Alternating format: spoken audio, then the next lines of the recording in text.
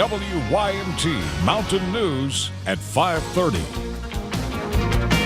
Good evening, I'm Steve Hensley. The University of Pikeville has experienced a lot of growth since its founding, which is why its board is now looking at expanding the campus as part of its master plan. WYMT's Buddy Forbes has more about the university's recent proposal. To improve safety and accommodate a growing student body at the University of Pikeville. So it would span from one side of Kentucky Avenue to the other side. Plans for a new dorm were brought before the City Commission Monday, suggesting a change to the traffic pattern on Kentucky Avenue. I think sometimes even like just walking across the street from Kentucky Avenue, because we do have buildings that go through that street. People don't do the speed limit, so there is a risk of being hit. Resident assistant Jamie Young says she was part of a group of students that recently discussed plans with a group called Credo, looking for ways to improve the campus. I love this university, this campus, and what it has to offer, and I feel like when it grows, the whole city grows as a whole. She says a new dorm would be beneficial since the campus may not be currently equipped to keep up with the university's growth. Darien is actually the oldest residential hall on campus, and while it has been renovated, there is always room for improvement here on the hill, and that's what we're looking to do. As it contributes to the growth of the city. Like our enrollment here is closely to 1,500, and so if you can only imagine, like people come to school here, how much money they're spending, like our downtown businesses, our restaurants, like our shopping centers. City Manager Philip Ellswick says the city is waiting for a more formal proposal before moving forward. There were a number of drawings that showed the structure, but not a lot of concrete detail. So the commission's asked for more detail. He says he looks forward to learning more about the vision and how the city can help. In Pike County, Buddy Forbes, WYMT Mountain News. Ellswick says the main concern at this point would be plotting the traffic flow changes.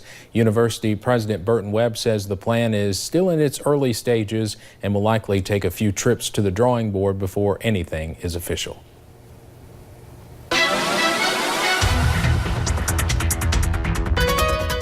It has been another perfect day here in the mountains. We've been a little bit on the chilly side today, but still seeing plenty of sunshine. We'll go ahead and take you to a few of those cameras where you can see a few clouds here and there on top of the mountain parkway, but overall those blue skies, that sun's starting to set, and the sun's starting to set on top of Buffalo Mountain in Perry County. Still seeing those beautiful blue skies. It's been quiet throughout the day. If you remember yesterday, we dealt with those clouds and those rain chances, but today dealing with those mostly sunny skies, and there's those cooler temperatures.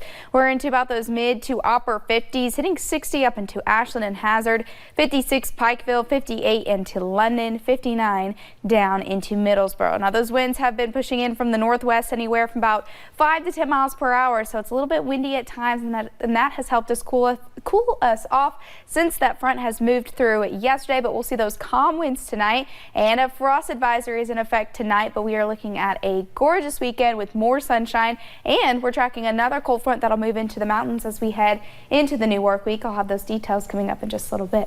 All right, thank you, Paige. Lawmakers are upping the pressure on the FDA and the vaping industry amid an outbreak of vaping-related lung diseases. In 2 House committee meetings this week, congressional members discussed ways to halt the public threat of e-cigarettes. Washington Bureau reporter Kristen Casper has more. Eliminating flavors, outlawing internet sales, and altogether ban.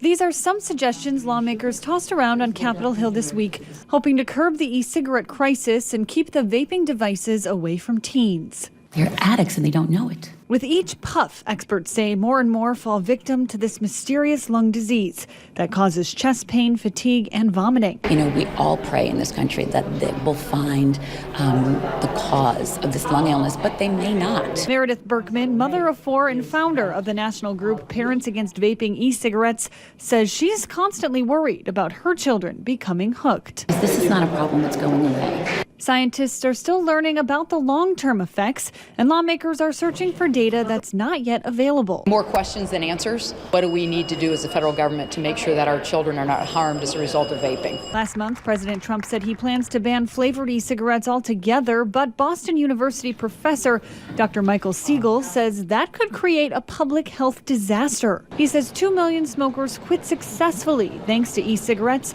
and officials should balance the needs of smoking adults with the need need to protect youth from these products. We don't even do that with cigarettes. I mean, if we really think that if youth are addicted to flavored e-cigarettes, we need to ban them, then we should be banning cigarettes completely. The FDA is investigating these illnesses. Right now, they are warning consumers to stop using vaping products containing THC. In Washington, I'm Kristen Casper. Vice President Mike Pence said today Turkey agreed to a ceasefire in Syria. Turkey's president agreed to halt its assault on Kurdish fighters for 120 hours. Talks between the vice president and Turkey's president lasted 5 hours.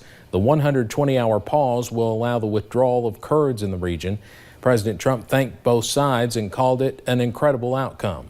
They couldn't get it without a little rough love, as I called it. I just put out. They needed a little bit of that at the beginning. There are reports Turkish officials are taking issue with the term ceasefire, but do agree they are giving the fighting, quote, a break. Turkish officials had said the invasion will continue despite the threat of heavy sanctions.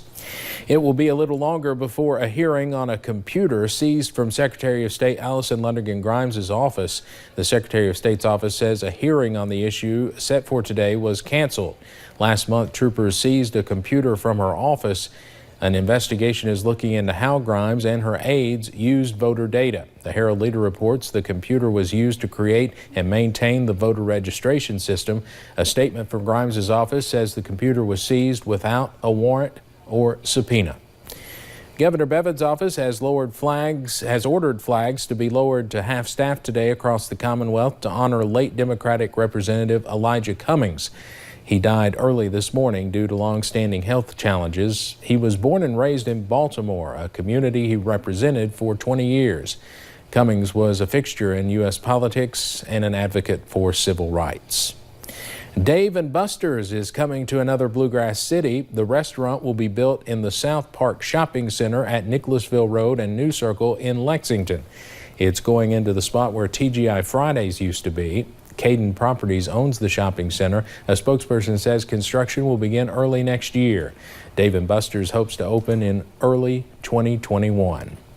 Another horse is dead after being injured during a race yesterday at Keeneland in Lexington. Integral suffered the injury during the 6th race Wednesday. This is the 4th horse death at Keeneland since the fall meet started October 4th. In each case, the horses suffered an injury to their front limb. 2 of those were on the dirt track, the other 2 on the turf. We double check everything just to make sure that we haven't missed anything. So we'll go and check moistures and depth levels. And if it's on the turf, we'll use the going stick, which tells us the shear factor and the penetration factor. There are just 7 days of racing left for Keeneland's fall meet. WYMT's parent company, Gray Television, is teaming up with Opry Entertainment Group to launch a new television and streaming channel.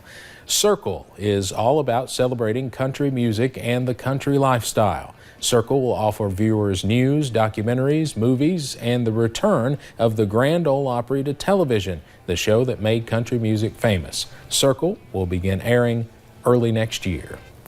A Louisville boy battling a rare form of cancer is getting lots of support for his birthday. Carter Willett turns 10 years old today. The young boy still has several weeks left of chemotherapy. Carter and his family took to social media to ask for birthday cards, and so far he's received more than 2,000 cards, letters, and packages wishing him a happy birthday and a speedy recovery. Coming up on Mountain News at 5:30, seconds can save lives in an earthquake. See how people in California can now get an early warning on their phone. And temperatures start to warm up tomorrow, but especially as we head into the weekend, we'll knock back down as we head into your Tuesday. I'll tell you why coming up in just a few short minutes. Students are doing their part to help those around them in need through a food drive. We'll have the details coming up.